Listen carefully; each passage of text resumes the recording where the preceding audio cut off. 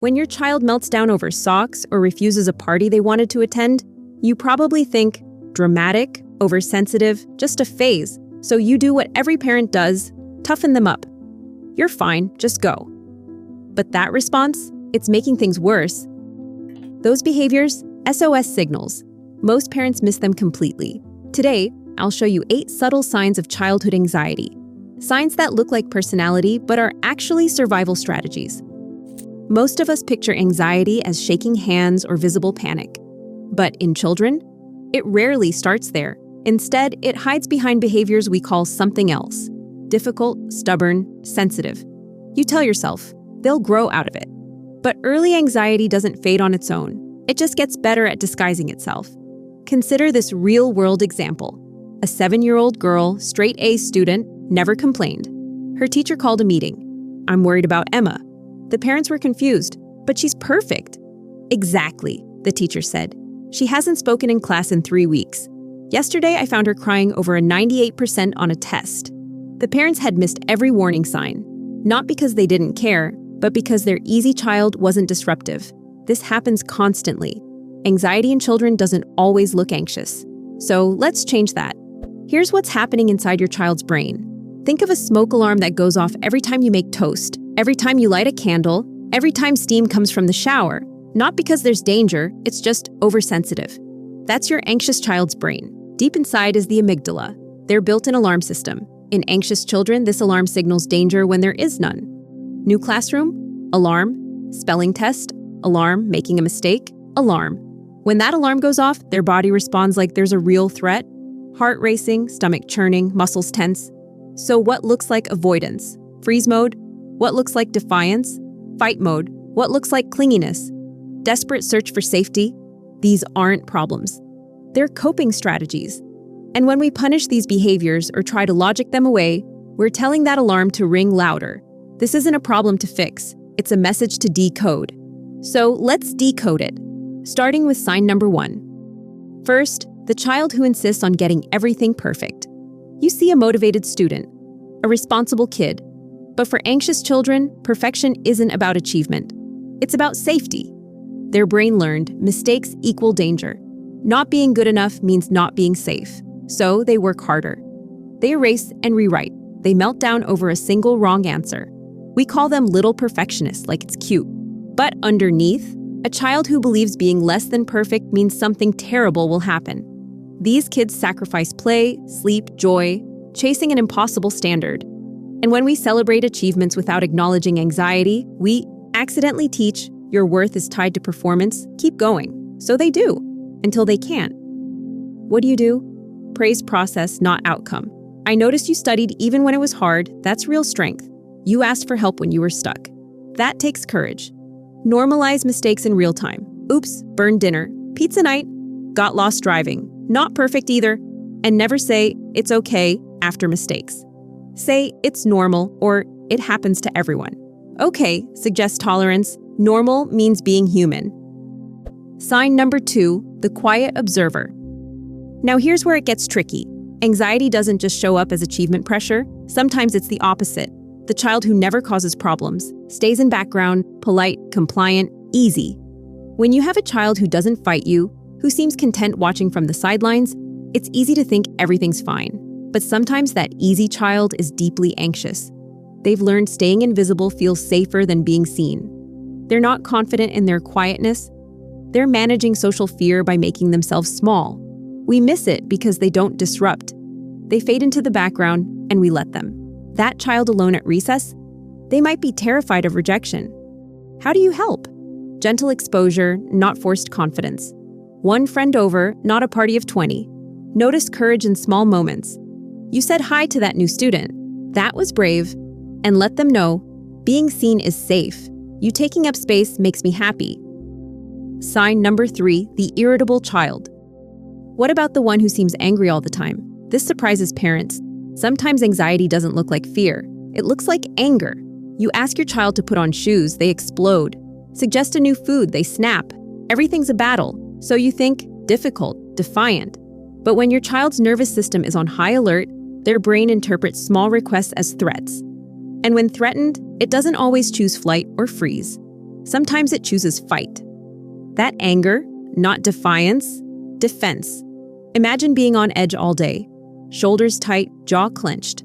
Someone keeps asking you to do one more thing. Eventually, you'd snap too. How to tell if anger is actually anxiety? Watch the pattern. Before transitions, before trying something new, when plans change, after holding it together all day. If yes, you're seeing anxiety in disguise. Your action plan? Pause. Take one breath before responding. Get low, physically lower to their level. This signals safety. Say, I can see your body's upset. Let's take a minute together. Not, you're fine or calm down. Those escalate anxiety. Once they're calmer, problem solve, shoes feel hard right now. Want to sit down first? You're not letting them off the hook. You're regulating their nervous system so they can cooperate. Sign number 4, sleep struggles. If your child struggles falling asleep, constantly asks for water, needs you in the room, or calls out repeatedly, you might think they're stalling. Here's why they're not. For anxious children, nighttime is when distractions disappear. Worries they've pushed down all day rush to the surface. During the day, they manage anxiety through behavior, staying busy, perfect, invisible. At night, they have to let go of control, be still, be alone with thoughts. That's when the what-ifs start. What if someone breaks in? What if something happens to you? Their brain treats possibilities like probabilities. What does this look like in practice? Create predictable bedtime rituals. Same time, routine, words. Instead of, you're fine, just sleep, try, your brain is doing its job, thinking about keeping you safe. Right now, the job is rest. I've got the worrying covered tonight. You're not dismissing fear. You're taking over guard duty so they can sleep. Pause for a second. If you're recognizing your child in multiple signs, breathe. You didn't miss this because you weren't paying attention. You missed it because anxiety disguises itself. Now you know what to look for. This isn't a problem to fix. It's a message to decode. 3 more signs coming. The ones parents most often misinterpret. Sign number 5, stomachaches. Here's the sign that sends more children to the doctor than any other. Frequent stomach aches, headaches, nausea before school. No medical cause. Always rule out medical issues first. But research shows children often experience anxiety in their bodies before they can name it in their minds. Anxiety doesn't just live in thoughts. It lives in racing hearts, churning stomachs, tight muscles, shallow breathing. Your child isn't faking. They really feel sick. It's coming from their nervous system, not a virus. Here's the tell. Symptoms appear before specific triggers. Sunday night before school week, Monday morning, but not Saturday. They disappear once the threat passes. Stomach hurts driving to school, gone by lunchtime. Medical tests find nothing wrong. That's anxiety's physical signature. How do you respond? Acknowledge it. I believe your stomach hurts. Let's figure out what's making your body feel this way. Name it. Sometimes our bodies feel sick when we're worried.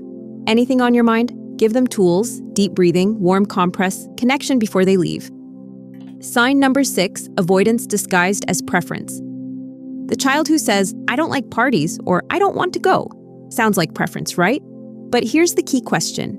Is this preference or is this avoidance? Anxious children become experts at avoiding situations that trigger their alarm. Don't like sleepovers. Terrified of being away from you. Not into sports.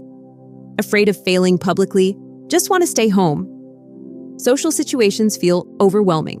And avoidance works temporarily. When they avoid the party, anxiety drops. Relief floods in. Their brain thinks, see, staying home kept me safe. Next time, avoiding feels more necessary. Fear gets bigger. Safety zone gets smaller. Before long, they've shrunk their world to a handful of comfortable situations. Anything outside feels impossible. This is how anxiety feeds itself. The solution? Gentle exposure. You're not pushing them into the deep end. You're building tiny steps. If your child avoids parties, step 1, talk about parties at home, make it familiar. Step 2, attend for 15 minutes with you staying. Step 3, stay 30 minutes, you in next room. Step 4, stay an hour, you leave and return. Each step only happens after the previous feels boring. Not comfortable, boring. That's when their brain recategorizes it as safe. Celebrate showing up, not staying. You went even though it felt scary. That's bravery. The goal isn't eliminating fear. It's teaching them they can feel afraid and do it anyway. Sign number 7, the class clown. Here's the sign we mistake for confidence. Some anxious children hide behind humor. The class clown, always joking, performing, on. We love these kids. They light up rooms. But if everyone's laughing, no one looks closely. If they're entertaining, they're in control. Humor becomes a shield. And this works socially. Teachers love them, kids want to be around them, but watch when they're not performing. Anxious, withdrawn. They don't know how to just be with you without the jokes. Quiet moments feel unbearable. Research shows children who use humor as anxiety defense often struggle in adolescence when the performance gets exhausting. The mask gets heavy. What do? Notice when jokes appear at vulnerable moments, deflecting right after something hard. Check in privately. I noticed you joked about the test. Feeling worried? Let them know. You don't have to be funny for me to love spending time with you. Give permission to exist without the costume. Sign number 8, constant reassurance-seeking. Finally, the child who constantly asks, "Do you still love me? Am I in trouble? Is this okay?" Exhausting. Nothing you say is enough. Most parents answer every time. It feels cruel not to. But here's what's happening. Every time you reassure them, their brain gets relief for 30 seconds. Then the alarm goes off again. Their brain hasn't learned to trust its own sense of safety. It's become dependent on yours, so they ask again and again.